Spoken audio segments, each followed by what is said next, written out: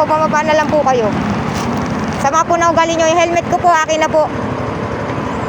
Manyakis po kayo, sir. Re-report ko po kayo. Hinaba ko na, manyakis. Utang ina. So, magandang buhay mga kabagsik. Sa bidyong ito ay tuturuan ko kayo na mga pwedeng gawin ng isang lady angkas rider kapag ang customer nila ay may maling ginagawa. Unang-una po sa lahat, ito po ang aking kauna-unahang payo. Kung sa tingin niyo po na ang inyong may sasakay ay lasing o nakainom, mas mabuti po na huwag nyo na lang po silang isakay. I-cancel nyo na lang po yung booking. Mas safe po talaga kapag ang angkas nyo ay hindi nakainom. Dahil maraming posibleng mangyari kapag ang angkas nyo ay nakainom. Pangalawa, kung ang customer nyo po ay may mali ng ginagawa sa inyo, sawayin nyo po ito. Huwag nyo pong bibigyan ng pahintulot na gawin niya ang mga bagay na yun. Dahil, maaari kayong mapahamak. Pangatlo, kapag sinaway nyo ang customer nyo, ay gawin nyo yun sa mahinahon na paraan.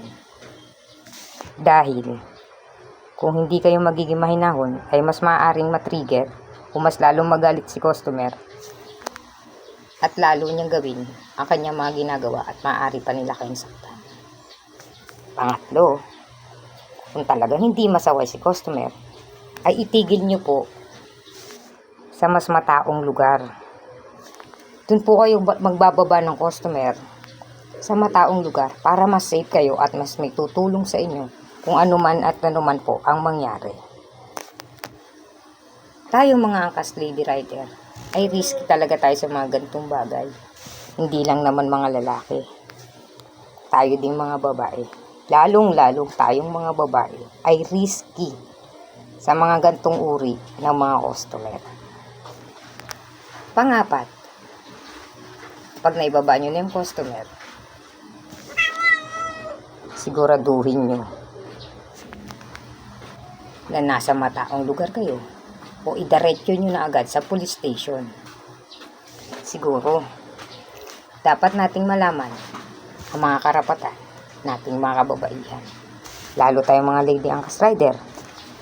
Napaka-importante ng ating ginagawa at napaka-delikado ng ating trabaho. Dapat malaman natin ang ating mga karapatan at ang batas tungkol dito sa mga bagay na to. Tandaan po mga lady angkas rider, pag-iingat po tayo lagi sa biyahe. Laging unahin ang ating kapakanan. Lagi tayo dapat maging safe dahil iisa lang ang buhay natin. Kailangan natin yung ingatan. Mag-iingat po ang lahat. God bless you all. I am Pepper Bagsik. Love ya. For watching, please follow, like, and share.